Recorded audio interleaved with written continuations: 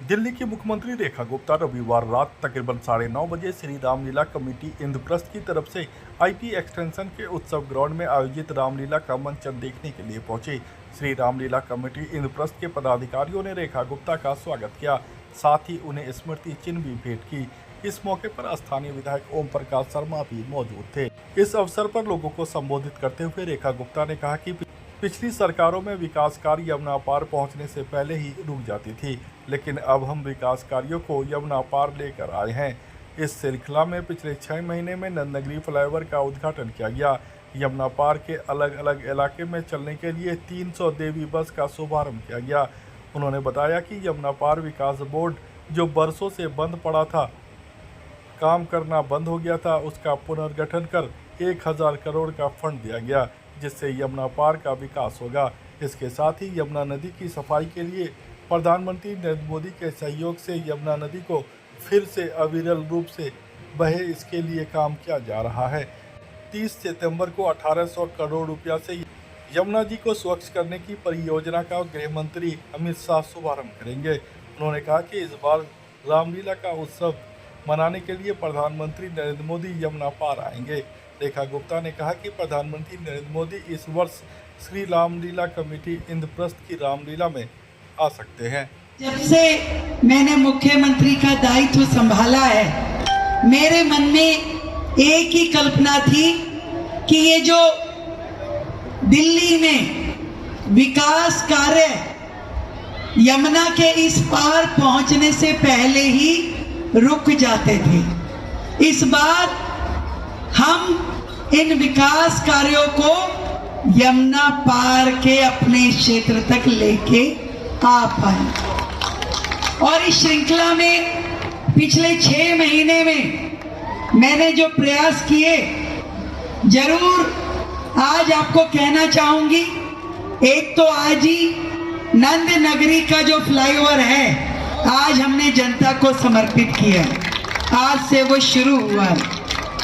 आज ही हमने 300 electric vehicle बसें विशेष रूप से यमुना पार के रूट्स पे लगाई हैं, 300 नई इलेक्ट्रिक बसेस।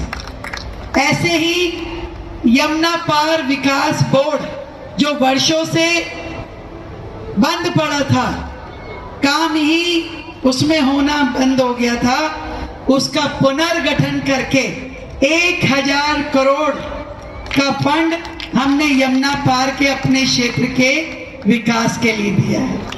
और यमुना सफाई तो आप जानते ही हैं, जिनके विजन के माध्यम से दिल्ली सरकार काम कर रही है, ऐसे प्रधानमंत्री नरेंद्र मोदी जी के सहयोग से हम दिल्ली में यमुना जी फिर से अविरल रूप में बहे, उसके लिए काम कर रहे हैं। और 30 तारीख को 1800 करोड़ की यमुना जी को स्वच्छ करने की परियोजनाओं का उद्घाटन आदरणीय गृह मंत्री जी के द्वारा हम करवा रहे हैं दिल्ली में। अब इतनी सौगातें बता रही हूं, तो एक और जो मेरे मन में था, इस बार जब रामलीला आई तो मैंने प्रधानमंत्री जी से बात की कि सर इस बार आप कहां जाना चाहेंगे। तो उन्होंने मुझसे मेरे सुझाव मांगे कि आप बताइए कहां जाना चाहिए।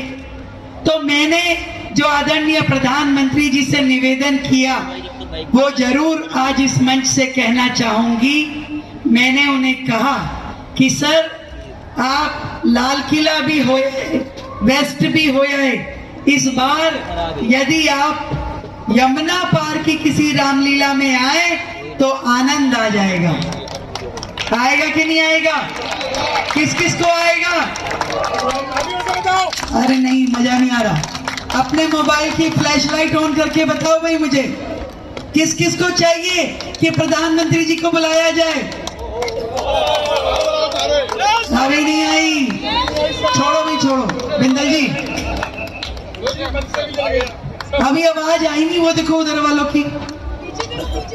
मैं प्रयास करूं और यहां से आवाज नहीं आए, बुलाना चाहिए।